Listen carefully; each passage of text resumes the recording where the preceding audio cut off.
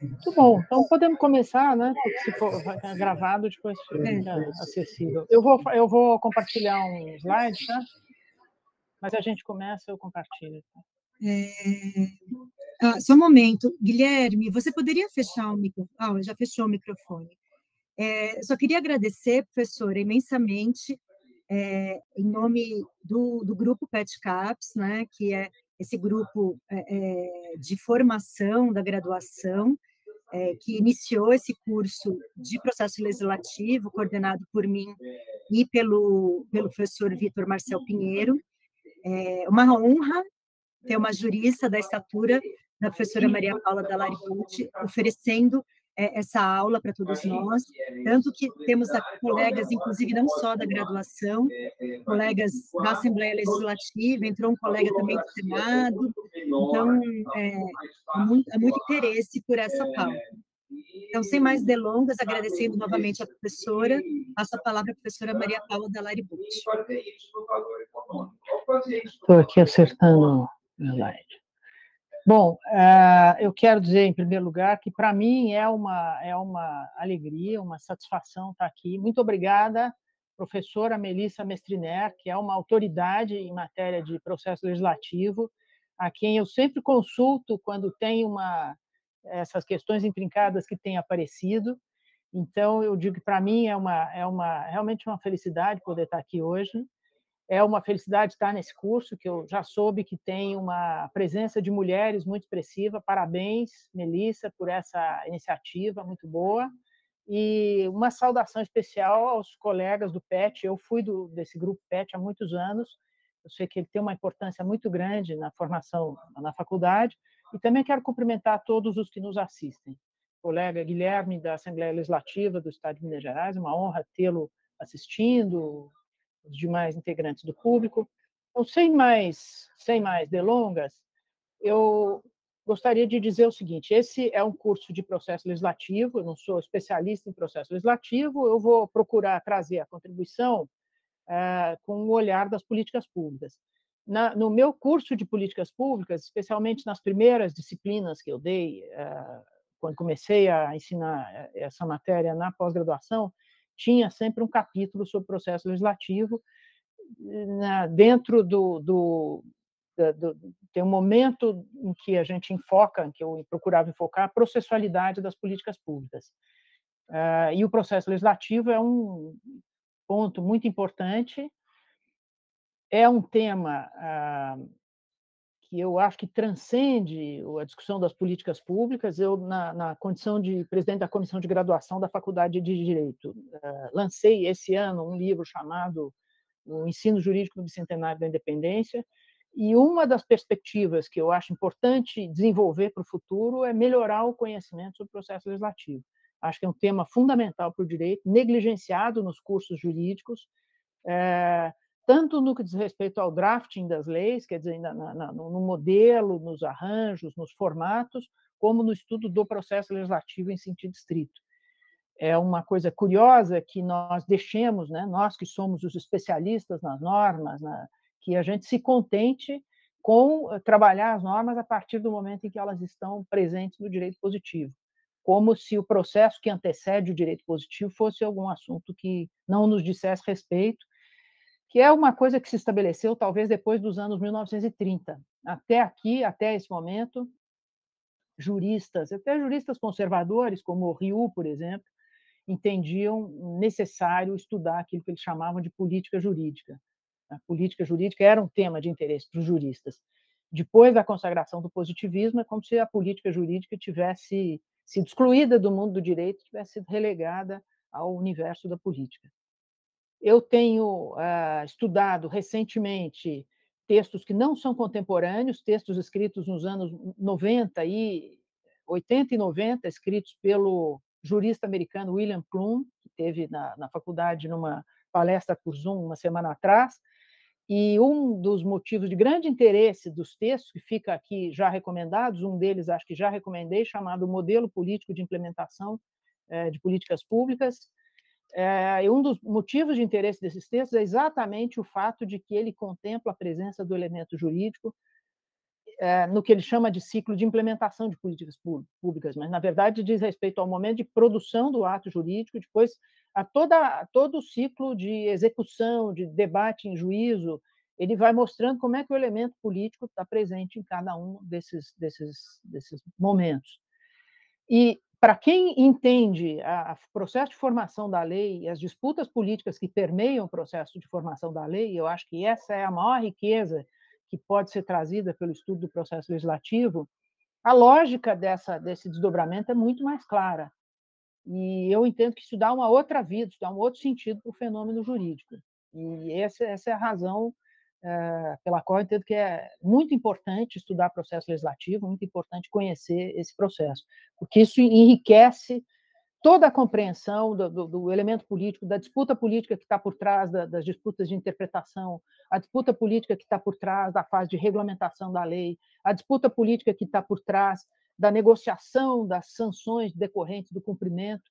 É um dos momentos muito interessantes desse texto do professor Clunel, que ele chama de teoria da sanção, mostrando como é que a sanção não é só um problema de deformação do direito penal, do direito processual penal, a seletividade do cumprimento da pena, mas, na verdade, isso é inerente à implementação. Quando a gente se familiariza com o processo de implementação de políticas públicas, a gente percebe que o cumprimento da legislação é um aspecto a ser negociado pelo ente público que tem a competência para aplicar as penalidades da sanção.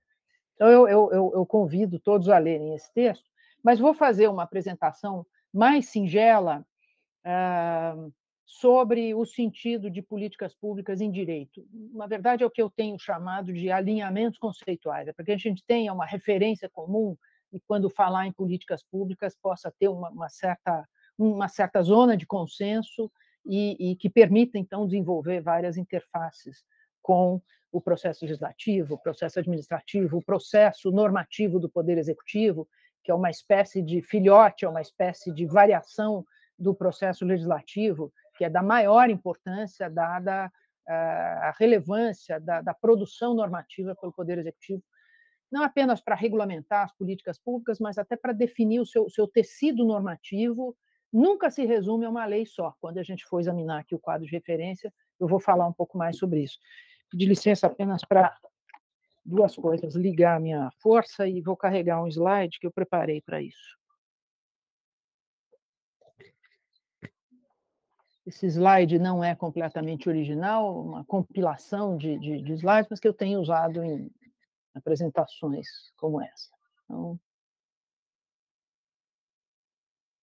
talvez isso pudesse estar atual em todas as nossas comunicações. Isso é uma coisa que preocupa muito, mas nós vamos resolver com o tempo, é que as comunicações da USP, elas são diferentes.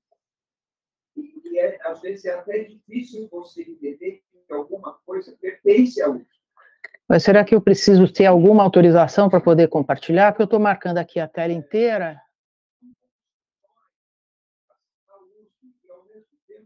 E ele não está...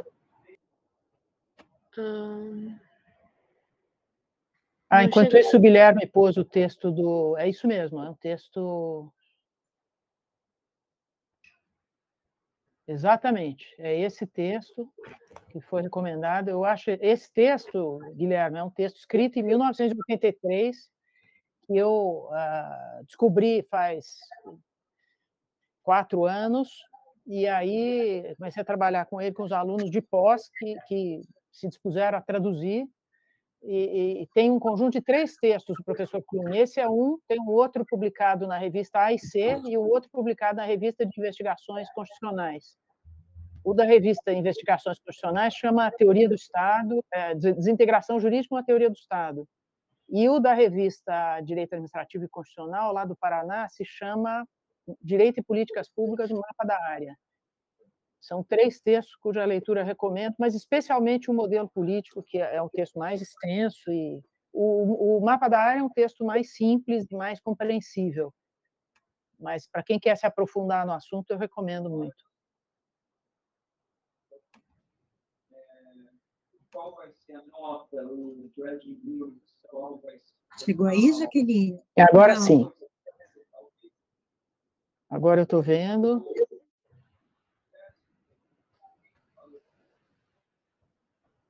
Jesus. Não está no modo apresentação.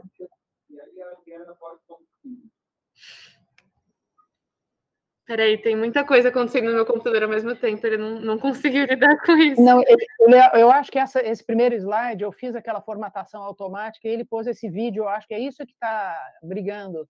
Talvez se a gente deletar o primeiro slide... Ah, não sei, peraí, deixa eu abrir de novo.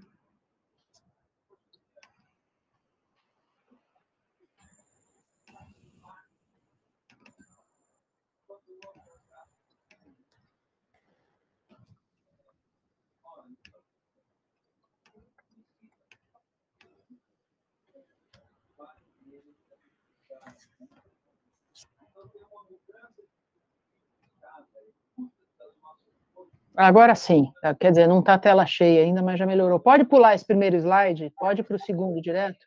Tudo bem se ficar assim, porque eu acho que se eu colocar a tela cheia, vai interromper a apresentação. Não, então tá bom. Mas... Bom, acho que podemos começar por aqui. Jesus. Na tentativa de fixar, existe uma primeira dificuldade com políticas públicas. Obrigada, viu? Obrigada, Jaqueline, pelo apoio aí. Então, na tentativa de fixar um entendimento sobre o que são políticas públicas, a gente percebe o seguinte: o direito é uma espécie de retardatário nessa corrida pelo uso desse critério, desse conceito, dessa noção.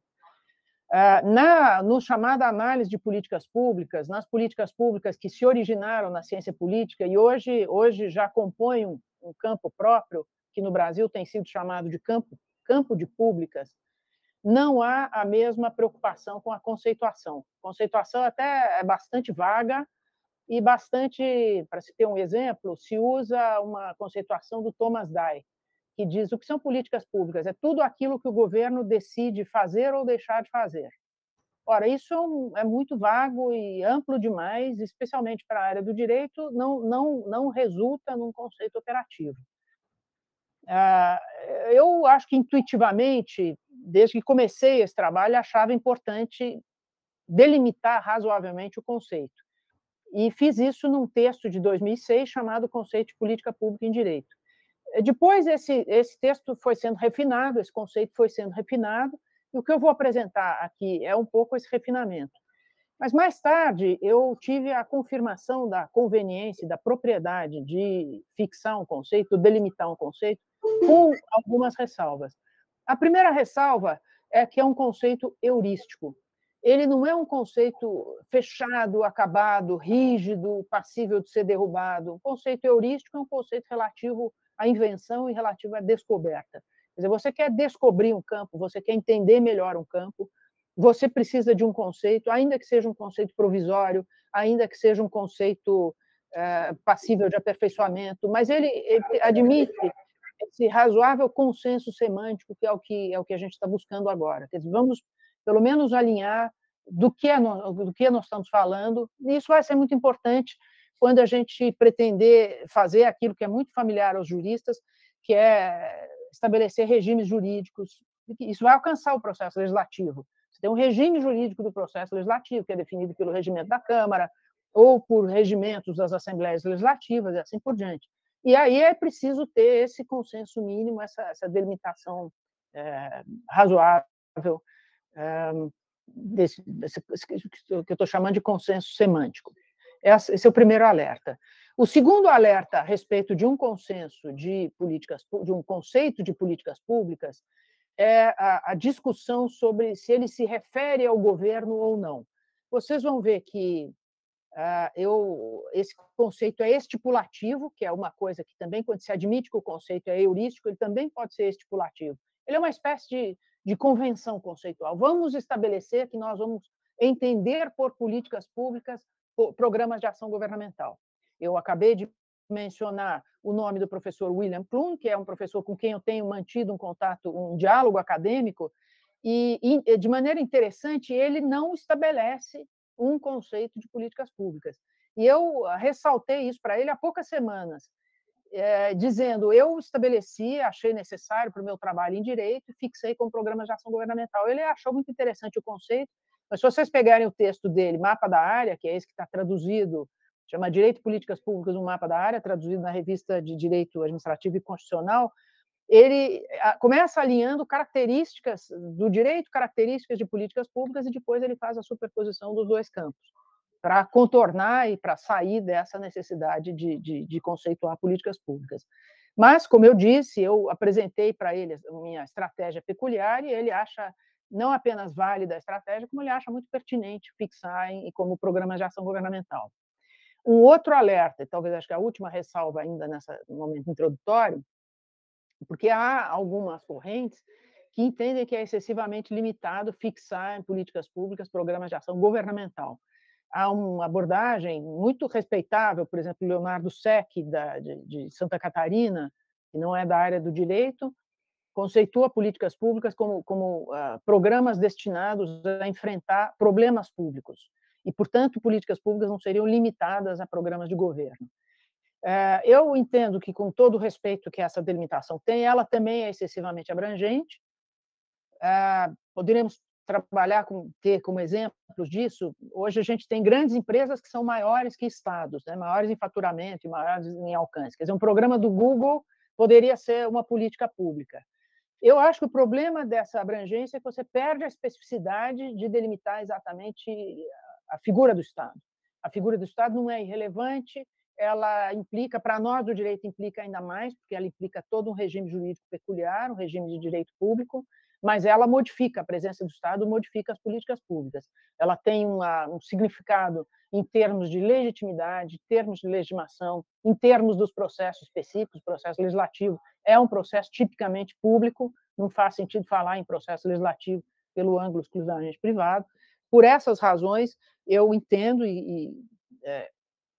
acho que é válida a convenção conceitual das políticas públicas como programas de ação governamental. Portanto, feita essa primeira delimitação, vamos retroceder um pouco no tempo para entender historicamente o que se chama de políticas públicas e qual é o quadro de aparecimento das políticas públicas. Vamos qualificar um pouco do que nós estamos falando. Então, eu faço essa pergunta de quais os fatores que estão por trás do surgimento e evolução das políticas públicas. E isso também para fixar no direito, para que a gente não faça uma coisa comum, que é primeiro querer procurar as políticas públicas nem em Roma, aliás, não é só no direito.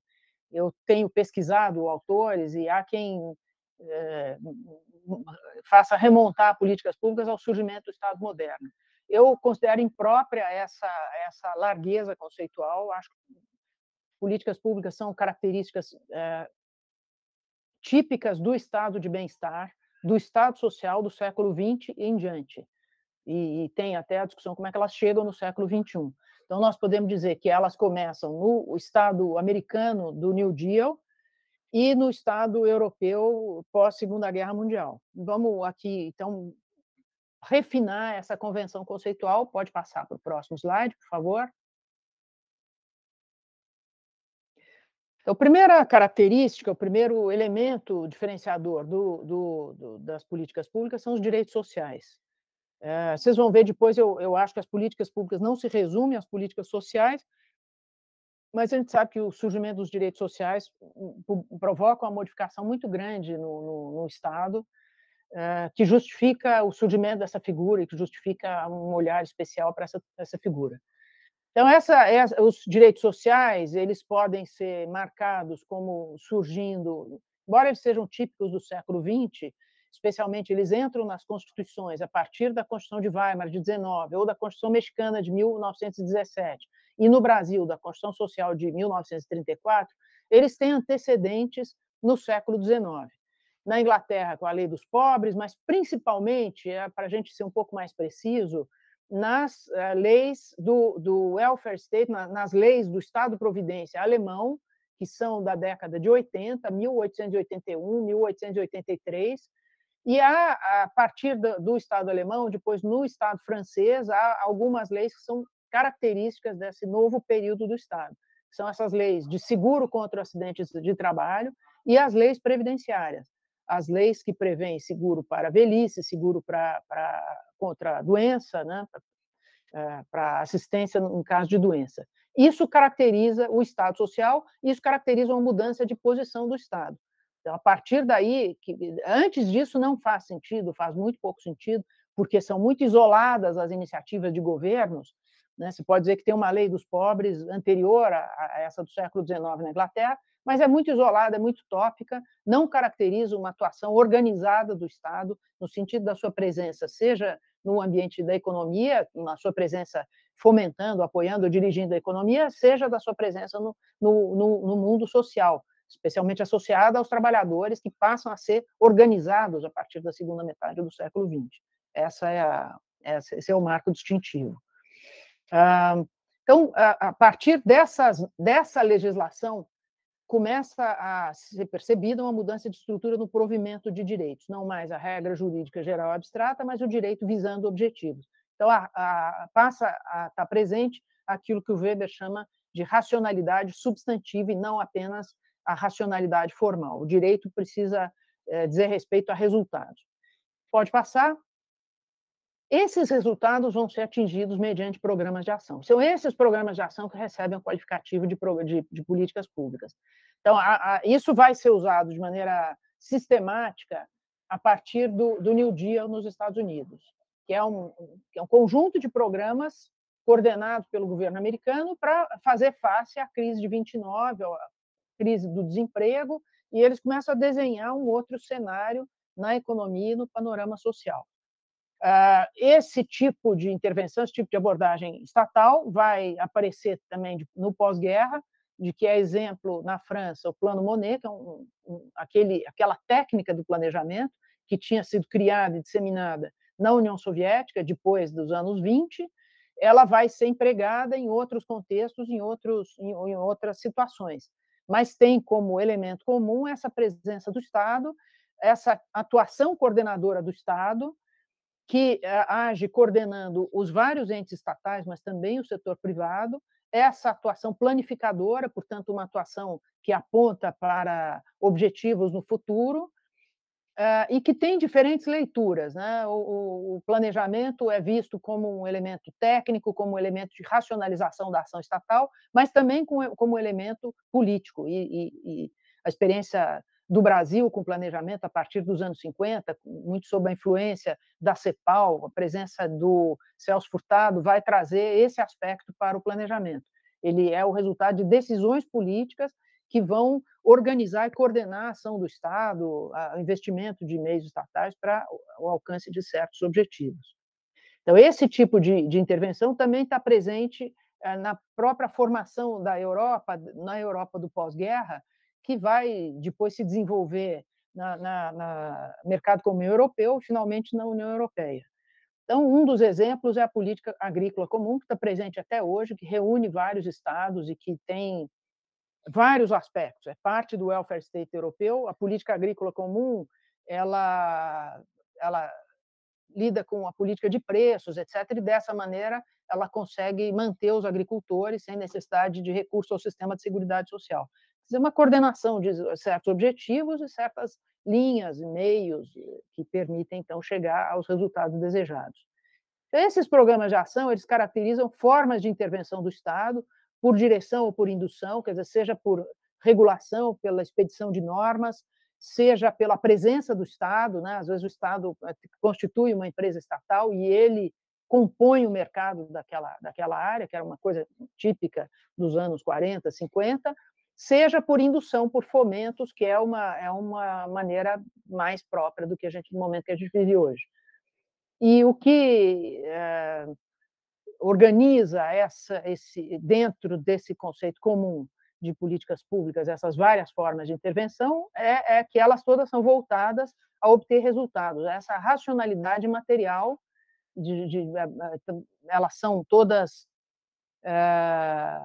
percebidas sob um aspecto de desempenho, seu desempenho no plano econômico ou social, e dentro de um prazo determinado, o alcance de objetivos num prazo determinado. Pode passar para o próximo slide, por favor. Esses programas de ação, então, que são usados em larga medida no New Deal, vão passar para o sistema da ONU graças à hegemonia dos Estados Unidos. Quer dizer, era uma técnica governamental, uma maneira de abordar usada pelo governo dos Estados Unidos desde os anos 30, quando os Estados Unidos assumem e resolvem patrocinar esse sistema internacional e ter uma grande presença no sistema da ONU, essa maneira de organização também vai ser usada em organismos do sistema da ONU. Um dos exemplos mais eloquentes é a criação da Organização Mundial da Saúde, criada em 46, instalada em 48, que é a primeira organização internacional sob o sistema da ONU, que já é criada com prioridades determinadas. As 4 prioridades iniciais são combate à malária, à tuberculose, a doenças venéreas e o fortalecimento da saúde materno-infantil. E depois se acrescentam mais 2 prioridades, que é a nutrição e saúde ambiental. Então, essa organização ela já nasce associada a um programa de trabalho. Vai ser característica de todas as organizações da ONU. É um sistema menos estudado, mas muito relevante para a gente entender como é que você tem padrões internacionais de melhoria de certas situações. Então, se há uma melhoria geral no mundo do padrão de atendimento à saúde, isso se deve a várias iniciativas nacionais, mas isso se deve à disseminação de padrões pelas organizações internacionais, com destaque para a Organização Mundial da Saúde. Isso se faz por meio desse plano de trabalho. Um dos exemplos mais marcantes é o da erradicação de doenças por vacinação. Não é à toa que países, quer dizer, de onde se comprou muita vacina sobre a Covid, se comprou muita vacina da Índia, se comprou vacina da China, o Brasil já teve produção de vacinas, deixou de ter, mas são países que usaram em larga escala a vacinação e isso explica muito da melhoria dos dados de saúde, né? Uma atuação em larga escala. Medidas ativas de combate e contenção de surtos, né? A gente viu que a OMS teve um papel importante nas melhorias, na disseminação de prevenção da Covid, as vacinas, a despeito de todo o ataque que foi feito por vários governos e que já vinha sendo feito antes, faz parte desse momento tão trágico que nós estamos vivendo hoje de ataque às políticas públicas, né? Ataque às políticas públicas pelos seus méritos, não pelos seus defeitos, justamente porque elas têm uma história de entrega de resultados sociais muito impressionante e notável. Podemos passar para o próximo slide.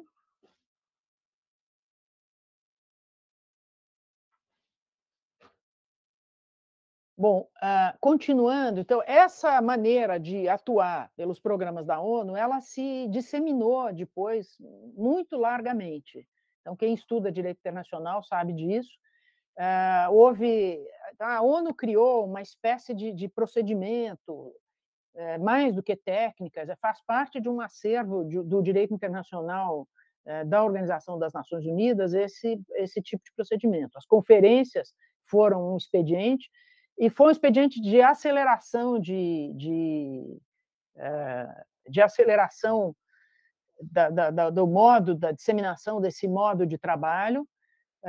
Alguns exemplos, então, a conferência dos anos 90, chamada Rio 92, que era a ECO 92, ela foi importante para o Brasil como um momento de aceleração do direito ambiental, porque aquela pressão internacional, toda aquela conferência, a presença de representantes do mundo inteiro, das sociedades civis, dos governos, aquilo dá uma visibilidade ao problema, mas ela não fica só na proclamação de objetivos, que era uma coisa típica até das cartas de direitos que tinham aparecido antes do pós-guerra, né? Muito eloquentes como direitos retóricos, mas pouco vinculadas a um compromisso com estratégias de aplicação. A característica dessas conferências, a partir dos anos 90, é um forte compromisso com estratégias de aplicação, que vai resultar depois numa coisa que ficou mais conhecida, que são os objetivos do milênio e agora os objetivos do desenvolvimento sustentável. Isso é uma evolução dessa técnica, que a gente pode dizer que faz parte dos programas de ação, no caso da ONU, supragovernamentais ou governamentais, porque eles também são assumidos pelos governos nacionais, e que tem essa característica da enunciação de certos direitos, de certos valores, mas a combinação disso com estratégias pactuadas de realização de objetivos que estão associadas a metas para serem atingidas, e isso representou uma aceleração na conquista desses resultados. Então, você tem o exemplo da ECO 92, no Rio de Janeiro, Conferência Mundial de Direitos Humanos, em Viena, em 93, Conferência das Mulheres, em Beijing, em 94, que resultou no empoderamento das mulheres. Você tem várias políticas disseminadas pelo mundo, por exemplo, de cotas de votos femininos, de estratégias de melhoria da situação das mulheres na sociedade, que circulam nessas conferências. E hoje você tem uma outra coisa que foi criada, que são as conferências mais 5, mais 10. Então, uma estratégia de segmento das conferências para melhorar e reforçar a efetividade, ou planos de efetividade, convenções de efetividade, envolvimentos de populações, né? Foi uma coisa que foi uma inovação da Conferência Rio 92, foi a percepção de que não bastava envolver os governos, que era preciso ter uma estratégia específica para a sociedade civil. Então, são inovações no processo. Dentro dessa linguagem de políticas públicas, os instrumentos vão se refinando e vão se modernizando. Depois, a Conferência de Habitação e assim por diante, né? Até a Conferência de Durban, na África do Sul, contra o racismo, de 2001, que, de uma certa maneira, encerra aquele primeiro ciclo de grandes conferências, porque ele coincide com o atentado das Torres Gêmeas. Então, a partir daí, o próprio trabalho dos Estados Unidos como patrocinador dessas conferências modifica. Mas isso já tinha deixado um legado em termos de técnica de trabalho, uma técnica muito baseada na ação coordenada, articulada, que vai resultar, como eu disse, nos objetivos do milênio, e, dentre outras, tinha estabelecido uma meta de reduzir até a metade a proporção da população pobre no mundo, né, dito de uma maneira mais apropriada, reduzir a pobreza, não reduzir a população, reduzir a população sob o sofrimento da pobreza. Isso foi um objetivo perseguido por vários países que, lamentavelmente, na onda autoritária que o mundo vive, está vivendo um retrocesso, mas a demonstrar o sucesso que essas políticas tiveram, que esses objetivos são realizáveis e que o direito pode ter parte nisso, ele pode ser parte desse movimento de transformação. Então, essa indução à ação dos Estados, vinculada à obtenção de resultados num tempo determinado, ela é viável, ela é passível de ser exercida e tem caminhos próprios para isso. Isso não depende do heroísmo, isso não depende de voluntarismo, isso depende de uma ação organizada, e o direito é um instrumento que pode ser usado para isso. Podemos passar.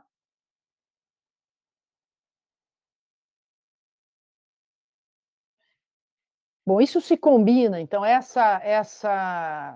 esses programas de ação, eles se combinam com transformações que estão acontecendo basicamente no nível nacional e que vão dar força também para o surgimento das políticas públicas.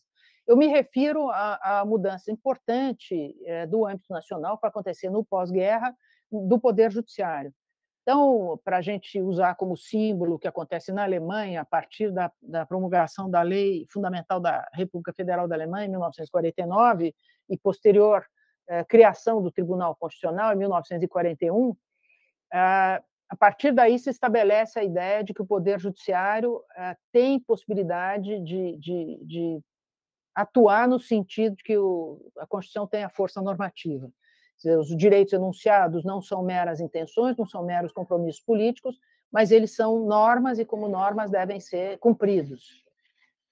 Isso vai repercutir sobre vários países, então, há várias cortes constitucionais são criadas a partir desse modelo, em Portugal, na Espanha, na Itália, até um pouco antes, e isso vai repercutir sobre o Brasil, que nunca vai ter uma corte constitucional nos mesmos moldes. Nós sabemos que o nosso Supremo Tribunal Federal ele é um misto de corte constitucional e órgão de cúpula do sistema judiciário, mas, ainda assim, ele se compromete com essa ideia de que as disposições constitucionais são normas que devem ser cumpridas, elas têm exigibilidade, e que os tribunais têm poder de fazer isso. Então, isso muda aquela concepção que está nos documentos internacionais, nomeadamente no Pacto de Direitos Econômicos, Sociais e Culturais, que falam da realização progressiva de certos direitos. Isso, quando chega nos direitos nacionais, encontra em vários direitos nacionais uma estrutura judicial destinada a garantir o cumprimento desses direitos. E isso explica, especialmente nos países em desenvolvimento, que os tribunais constitucionais, nessa onda de redemocratização, que vai chegar em vários países a partir dos anos 80, 90, no leste europeu, na América Latina, na Colômbia, na Bolívia, no Brasil e também na África do Sul, há o chamado constitucionalismo transformativo. Essa palavra transformação é uma espécie de palavra-chave que é usada combinada com esse sentido do direito vinculado à aceleração das transformações, a redução da desigualdade, aceleração da inclusão social, ao compromisso com a garantia da cidadania, né, garantia de pleno acesso a direitos, a garantia das condições para realizar plenamente o desenvolvimento das suas potencialidades. Isso tudo passa a ser visto como um objetivo do direito, que pertence à ordem jurídica, que deve nortear o funcionamento das normas, e por isso as políticas públicas são entendidas como parte desse processo de realização dos objetivos da Constituição, que passa pelo Poder Judiciário, que passa, obviamente, também pelo Poder Normativo. Podemos passar.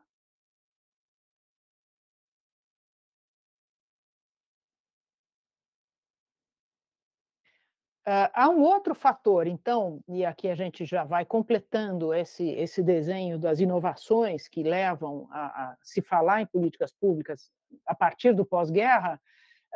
Isso se completa com o desenvolvimento da ciência política, especialmente nos Estados Unidos, e aqui eu falo porque é o modelo de onde se dissemina. Na Europa se fala muito em políticas públicas, mas há uma disseminação a partir de um modelo americano, que surge antes da guerra, surge com Lasswell, que pergunta who gets what, when e how. A partir daí se passa a falar em políticas públicas, mas, na verdade, isso se dissemina mesmo no pós-guerra, com o advento da computação e de modelos da ciência política, modelos de explicação da política baseados na cibernética e baseados na ciência de sistemas, que não é a ciência de sistemas, não tem nada a ver com o Luhmann, tem a ver com o Easton, David Easton, que é um canadense, psicólogo, mas vai ser um dos responsáveis pela teoria de sistemas na política, que vai procurar desvendar o que ele fala, que é o caminho que existe entre as provocações, aquilo que alimenta, aquilo que entra no governo e aquilo que sai do governo. Quer dizer, entre os inputs e os outputs, existe alguma coisa que acontece na caixa preta do governo. E ele vai tentar desvendar o que acontece nessa caixa preta, como é que quais são os processos que uma decisão toma entre esse momento de entrada e esse momento de saída. Isso vai repercutir numa série de modelos, não há um modelo único, e eu acho que é desnecessário falar disso. A ciência política americana foi rica de modelos, e cada um deles enfatiza um aspecto. Tem o modelo da ciência da lata de lixo, para citar um, tem o modelo tem a questão da teoria da ação coletiva, que é muito usado para aplicar o processo legislativo. Tem o modelo das múltiplas forças do Kingdom, que fala da agenda, do poder da agenda. Tem o famoso modelo do ciclo de políticas públicas, tão famoso que a sua paternidade está perdida. Ele se deve muito a essa primeira ideia do Easton, mas depois ele foi descrito por outros autores, que é aquele modelo das fases, né? Da inclusão de um tema na agenda, da formulação de políticas públicas, da decisão, da implementação e da avaliação. E esse modelo, eu costumo dizer que o modelo do ciclo, ele está para a ciência política, assim como o modelo da pirâmide normativa está para o direito. Ele também tem um sentido heurístico, porque ele é muito criticado hoje por ser impreciso. Na verdade, aquela sucessão das 5 fases não se dá exatamente dessa maneira. Você tem uma série de situações que não seguem exatamente aquela ordem: agenda, formulação, decisão, implementação e avaliação. Às vezes essa ordem é subvertida, às vezes é a avaliação que desencadeia a entrada do tema na agenda, você avalia e percebe que o programa existente é um desastre e, portanto, você recomeça a agenda. Eu vou exemplificar aqui com os programas de crédito educativo. Já se errou tanto no Brasil nessa área, de vez em quando o tema entra na agenda porque vem a público demonstração de que aquilo precisa ser reformulado de A a Z e o tema entra na agenda, só para te dar um exemplo. Um outro comentário sobre o ciclo é o seguinte: na ciência política e no estudo de políticas públicas nos Estados Unidos, onde isso está mais, não só é mais antigo, está mais disseminado, mas é geralmente de onde provém os modelos que são usados para estudar. Se vocês entrarem, quem tiver interesse em estudar políticas públicas mais a fundo, vai encontrar um repositório importante de textos sobre essa matéria na Escola Nacional de Administração Pública, a ENAP. E lá tem vários textos, hoje traduzidos, tem textos de uma brasileira importante, Celina Souza. Celina Souza faz uma resenha de textos importantes, que são todos da ciência política americana, onde tem lá esses principais modelos. Outro autor dos modelos que é citado é Lowy. Então, nos Estados Unidos, o estudo de políticas públicas se faz com coletâneas de vários textos, de vários autores, cada um tem um modelo dentro desses modelos heurísticos. Cada um focou assuntos que eram mais relevantes para a sua análise. Então, o nosso modelo, eu vou entrar daqui a pouco nos modelos jurídicos, o conceito é heurístico e os modelos também são heurísticos. Nem é uma área pronta e acabada, estabelecida, cristalizada, mas é uma maneira de se aproximar que mais e mais cientistas estão usando, estão atentos, e que precisa desses modelos e dessas simplificações cognitivas para poder se aproximar desse objeto. Então, além de ter se modificado a maneira do Estado atuar, ela é uma modificação que começa no século XIX, com o Estado-providência alemão, com aqueles programas de intervenção do Estado, e vai ganhar o seu ápice com as organizações internacionais, que vão, então, ter ação coordenada para objetivos de escala ampla, além de mudar, então, a maneira do Estado atuar, e inclusive na esfera internacional, muda também a maneira da ciência que se ocupa do Estado, da ciência política, e depois da ciência da administração, dos estudos organizacionais. A ciência muda a sua abordagem em relação a esse objeto que tinha se modificado.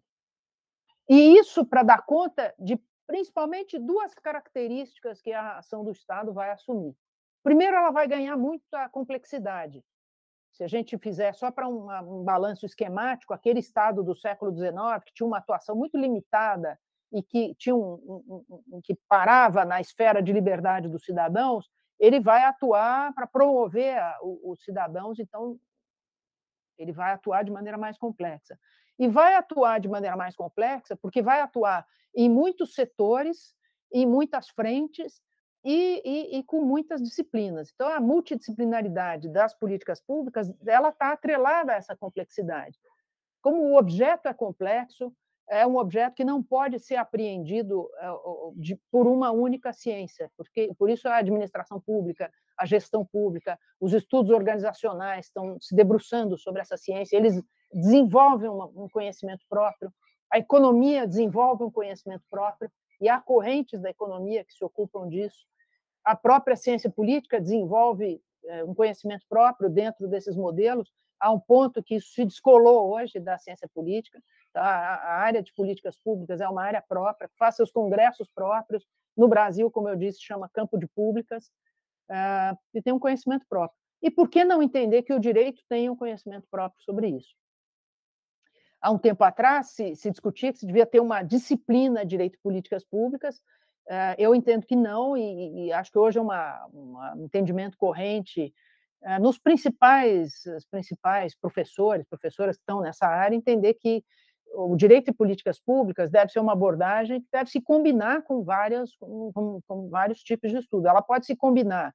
E eu escrevi um artigo em 2019, não me lembro se está na bibliografia, que se chama Método e Aplicações da Abordagem de Direito e Políticas Públicas, publicado em 2019, cuja parte final procura examinar o que eu chamo de 3 vertentes de método. Quer dizer, se a gente pensa em desenvolver essa abordagem, Nós podemos aprender ou reunir o aprendizado que vem de três frentes. Uma delas é todo o desenvolvimento que houve em relação aos direitos sociais. 20 anos atrás ou 30 anos atrás, você falava em direito à educação. Hoje você fala em direito da educação. É um direito que está muito mais refinado, você tem toda uma matéria de orçamento da educação, que definitivamente não é para leigos, é para especialistas. O processo orçamentário em educação é muito especializado, é muito regrado, tem procedimentos específicos, então virou um campo. A mesma coisa na saúde, virou um campo. A mesma coisa na assistência. E a mesma coisa pode acontecer na habitação. Então, o fato desses direitos terem se desenvolvido implicou o desenvolvimento de técnicas jurídicas próprias e tem, então, um direito às políticas públicas que se desenvolveu para isso. Uma outra vertente de método é a vertente que decorre do sistema de controle. Tem um controle específico sobre a educação, um controle específico sobre a saúde. Se esse controle é efetivo, ou se ele mais perturba, ou quanto ele perturba, é uma outra discussão a se fazer. Mas o fato é que a área jurídica hoje ela tá coalhada de normas sobre isso, de procedimentos, ela precisa entender como é que isso funciona. E uma terceira vertente de método se refere ao entendimento de como esses desenvolvimentos repercutiram sobre as disciplinas tradicionais.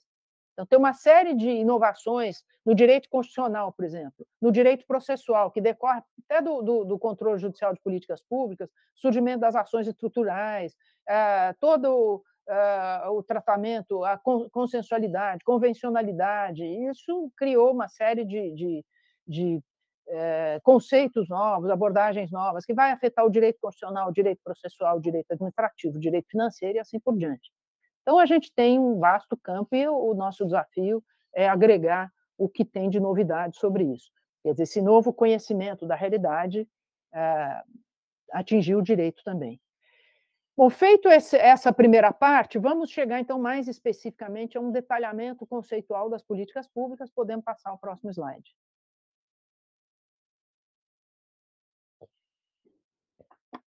Esse slide, de uma certa maneira, introduz o que eu vou chamar de segunda parte da aula, dizendo que há novas relações para os sentidos, para a relação entre o Estado, a política e o direito. Novas formas de atuação do Estado e novos modos de compreendê-lo, assim como os fenômenos de poder que são modificados. O direito tem um papel ampliado, mas é preciso que as relações entre o direito e a política passem a ser tratadas de modo estruturado e sistemático.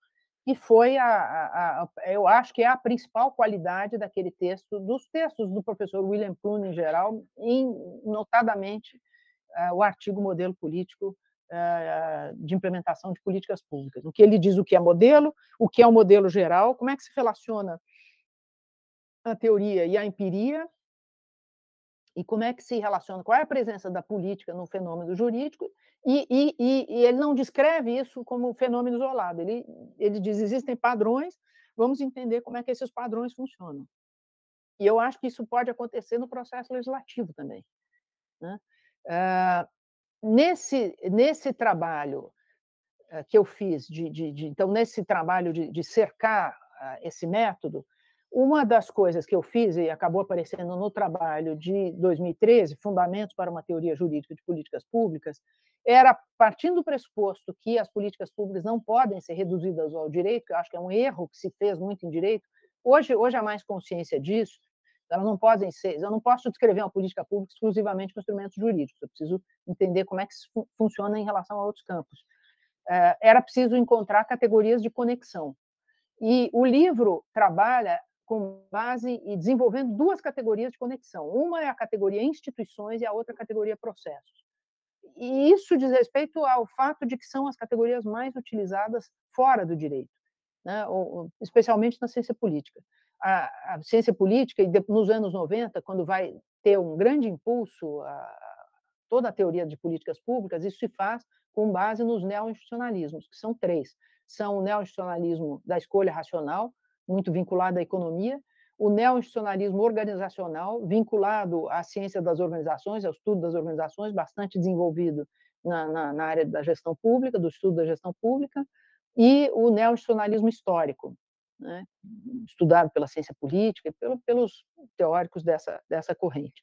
Agora, o neo-institucionalismo tem uma tradição, o institucionalismo tinha uma tradição do direito, que é o institucionalismo clássico tradicional. Não há um neo-institucionalismo jurídico. Mas eu procurei fazer aproximações, porque vocês vão ver que uma das coisas que eu acho que é relevante é a institucionalidade de uma política pública. Vou falar um pouco sobre isso. Mas um outro aspecto, se a institucionalidade de uma política é importante, como é que ela se organiza, como é que ela se estrutura, como é que ela se torna permanente, e como é que ela se desvincula do seu criador, um outro aspecto importante é a processualidade das políticas públicas. Isso tem a ver com o fato de que as políticas públicas resultam de processos que são regrados pelo direito. O direito tem participação na produção das políticas públicas. Podemos passar para o próximo slide?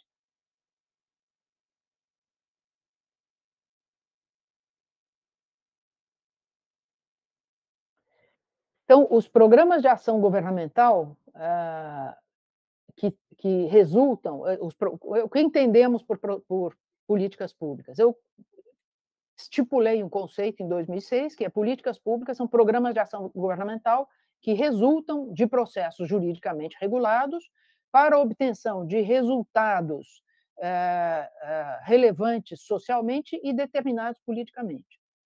Qual é a determinação política? Isso, basicamente, é resultado do processo legislativo.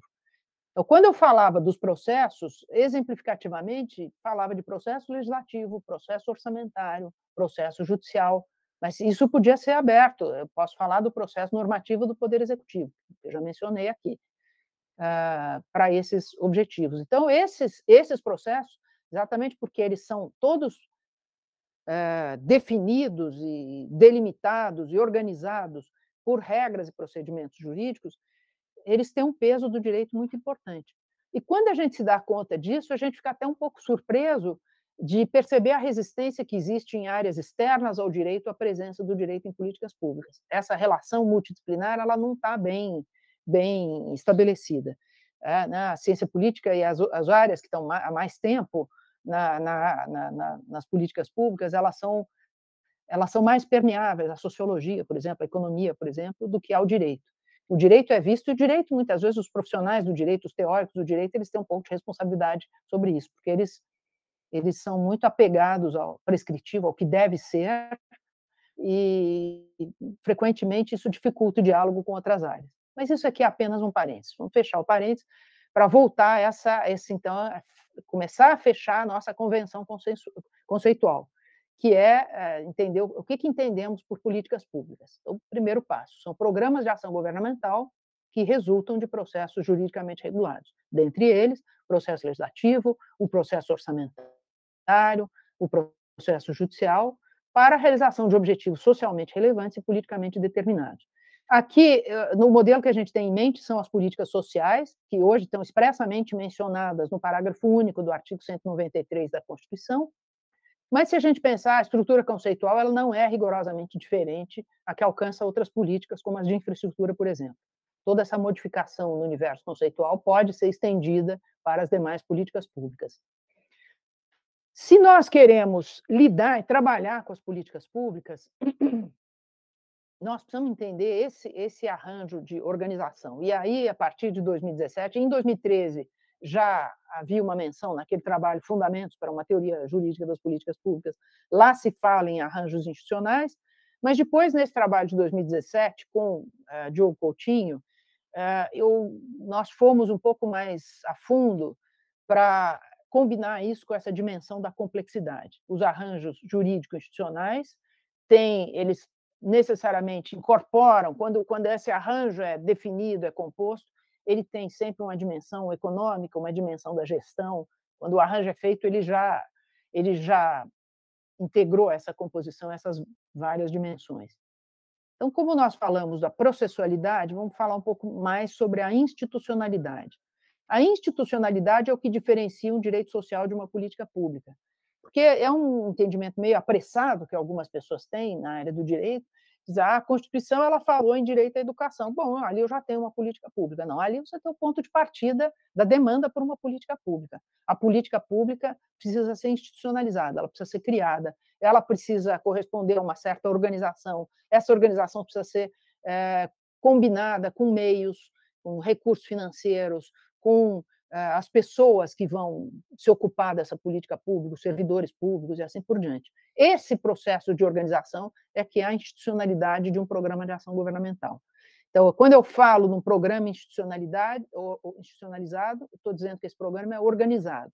E organizado significa que ele contemplou essas várias dimensões: a gestão, o orçamento, o pessoal, e, em geral, ele fez isso numa base normativa. Também não vale para o direito achar que a base normativa resolveu tudo. Eu tenho uma lei, pronto, eu não falo de mais nada. Não, para o jurista que olha políticas públicas, ele está muito preocupado em saber como é que a lei vai ser cumprida, como é que ela se efetiva, assim por diante. Então, a organização está combinada com uma base jurídica, uma regra jurídica. Essa regra jurídica trata, por exemplo, das competências, que podem ser competências comuns, competências concorrentes, que é o que existe no direito brasileiro, na nossa Constituição, no nosso artigo 23, que torna tão complexas as políticas públicas, exatamente porque elas não dependem de um ente só. Elas podem ter competências materiais comuns e competências legislativas concorrentes, que é um fator de complexidade adicional. Mas, além disso, as regras jurídicas podem tratar de iniciativas, de procedimentos. Então, às vezes, políticas que não estão completamente desenvolvidas. E a política tem um ciclo, ela tem um ciclo de existência, ela pode ganhar, ela pode aprimorar a sua institucionalidade. Se a gente entender o que aconteceu com o Bolsa Família, podemos entender isso, que foi criado com uma determinada estrutura e foi tendo agregados outras peças, por exemplo, o cadastro de usuários. Isso é uma peça que foi criada por uma norma infralegislativa, mas hoje compõe o programa, que até mudou de nome, que mudou de escopo, mas o seu objetivo continua ali. Então, o regime jurídico de controle, quando a gente fala da institucionalidade de uma política pública, e uma política tem aquela coisa, política de Estado, política de governo, em geral, eu rejeito essa classificação, porque eu acho que ela é usada muito com sentido retórico. Eu digo que toda política nasce de governo, porque ela tem uma paternidade ou uma maternidade, aspirando a se transformar em política de Estado. A gente tende a usar isso como adjetivo. A minha política, eu acho que é boa, então ela é de Estado, a do outro é de governo. Claro que tem políticas que deviam ultrapassar os governos, mas esse é o grande desafio de uma política. Tudo bem, o mundo ideal é que ela ultrapasse o governo, mas como é que ela ultrapassa é o grande desafio. Então, aí entra a terceira característica da institucionalidade, que é essa despersonalização. Quando eu digo que uma política foi institucionalizada, ela não depende mais do governo que a instituiu. Então, ela passou pelo teste. Quando houve alternância democrática, quando eu tenho no governo uma outra corrente política, e mesmo assim aquela política permanece, pelo menos nas suas linhas essenciais, eu posso dizer que ela está institucionalizada. E isso é um grande ganho para uma política pública, isso é um grande ganho para o objetivo social. Ela passou a ser reconhecida como uma coisa relevante por várias forças do espectro político. Uma política pública, necessariamente, ela tem uma dimensão de articulação, de coordenação. Ela nunca é feita por um ator social sozinho, por um ente governamental sozinho, ela sempre é resultado de vários agentes, tanto assim que se fala em intersetorialidade, que realmente é uma característica comum às políticas públicas. Eu não posso falar em combate à pobreza só com o Ministério da Cidadania. Eu tenho que envolver, isso tem uma dimensão de saúde, isso tem uma dimensão de educação, isso tem uma dimensão de habitação. Então, é uma política intersetorial. A própria política de educação é intersetorial. Às vezes eu tenho também um problema de saúde, eu tenho esses problemas de habitação, de saneamento, tudo isso pode afetar a condição do aluno estar presente e conseguir cumprir o seu ciclo educacional. Então, a dimensão de como isso se articula e como isso se coordena é uma dimensão que é pouco trabalhada no mundo jurídico, mas eu acho que é um capítulo importante quando a gente fala de direito, é esse tópico da articulação e da coordenação. Por fim, um aspecto crucial em política pública é o aspecto da escala. Falar em política pública é falar em escala ampla. Então, o grande problema das políticas públicas é que elas lidam com populações muito grandes, e esse é um aspecto que a judicialização nem sempre contempla. E a judicialização da política pública pode trabalhar mal. Era o que acontecia na questão da judicialização de medicamentos, que basicamente são demandas individuais, não são de políticas públicas. Aliás, isso eu analisei num livro de 2017, que eu publiquei com a professora Clarice Duarte, tem vários artigos, o artigo que eu escrevi lá eu analisava o fato de que os juízes não percebiam que era uma política pública. Eles achavam que estavam julgando uma política pública, mas, na verdade, eles estavam julgando demandas individuais com um olhar individual. Faltava exatamente o olhar da política pública. E um dos problemas eu identifiquei ali é porque era difícil visualizar o que era a política pública, porque ela tinha várias normas, não era uma norma só. Essas normas, na verdade, a parte mais importante delas estava no anexo, não estava na norma. Então, como é que o juiz ia entender que política era aquela? Como aquilo não era visível, ele julgava pelo que ele sabia, pelo que ele conhecia e atendia o pedido, que era um pedido individual. Então, acho que um dos problemas para uma política pública é se fazer entender, se fazer compreender. Ser lido pela área jurídica, ser lido pelos órgãos de controle, isso é uma coisa mais difícil do que parecia à primeira vista. Bom, aí vamos já chegando ao final. Agora, para terminar, eu vou falar do quadro de referência de uma política pública, e aí depois, no debate, vou me colocar à disposição para esclarecer questões e perguntas que foquem mais no processo legislativo em si. Bom, no quadro de referência, ele é uma ferramenta que foi criada num artigo que eu publiquei em 2015, hoje está num site chamado Direito do Estado, e ele foi criado no ambiente da sala de aula, num curso de pós-graduação, porque eu percebia que faltava exatamente o que foi o tema do início da minha apresentação, que faltava essa convenção conceitual. Cada um tinha na cabeça, cada aluno, cada aluna, e as próprias professoras tinham um modelo diferente do que era uma política pública. O quadro de referência ele foi criado para a gente organizar as políticas públicas naquele ambiente da sala de aula. Depois ele se provou uma ferramenta interessante, porque ele organizava, ajudava a criar esse consenso. Então, ele foi criado para descrever ação governamental em escala ampla e estratégica, programas que tinham uma estratégia, e com foco na organização do programa. Eu vou terminar essa aula tratando de cada um dos 12 elementos do quadro de referência, mas aqui eu estou mostrando, então, que tinha esse foco na organização e nos papéis institucionais. Quem faz o quê? Então, primeiro, se olhava os elementos da política e como eles se relacionam, e depois, ao olhar quem faz o quê, a ideia é abstrair as subjetividades e entender, então, como é que essa despersonalização aconteceu, como é que aquilo passou a ser parte de um movimento objetivo regrado pelo direito. A institucionalização, a formalização da regra jurídica opera a substituição da vontade do instituidor pelo cumprimento de deveres e obrigações previstos nas normas do programa. E enxergar o movimento e a finalidade pretendidas, agregação de interesses operada com a criação e implementação do programa. Bom, então, com isso, vamos ao final. Pode passar, próximo slide. Que são os elementos do quadro de referência. O primeiro elemento é o nome oficial do programa de ação. Então, por exemplo, programa Bolsa Família, programa Leve Leite, programa isso e aquilo. Por quê? Para você isolar o programa do entorno. Senão você acha que tudo que está na Constituição é programa, tudo e nada é a mesma coisa. Você precisa isolar para conseguir trabalhar especificamente aquele programa. Esse programa ele foi patrocinado por uma determinada gestão governamental, que é o que está aqui. Eu preciso identificar. Gestão, eu estou dizendo, gestão Dilma Rousseff, gestão Fernando Henrique Cardoso, e assim por diante. Não vou falar de gestão Bolsonaro, porque a gestão Bolsonaro não criou programa nenhum, ela só destruiu o programa. Não, eu podia falar do Auxílio Brasil. É um programa que ela cria na medida em que ela transforma um outro. Então, o fato de ser criado nesse governo me dá referências para entender qual é a lógica, com que lógica ele se organiza, como é que ele deve ser interpretado. O terceiro item é a base normativa. A base normativa não é uma coleção muito extensa de 30 normas que se aplicam a esse programa. O problema de eu colocar coisa demais é que eu perco o sentido. Eu estou interessada aqui na base normativa em identificar a norma que dá o sentido daquele conjunto normativo, que vai me ajudar a entender como aplicar aquele sentido. Então, tanto eu tenho que relacionar as normas mais importantes, aquelas que, mas principalmente aquela que dá o sentido, e não necessariamente é uma norma de maior hierarquia.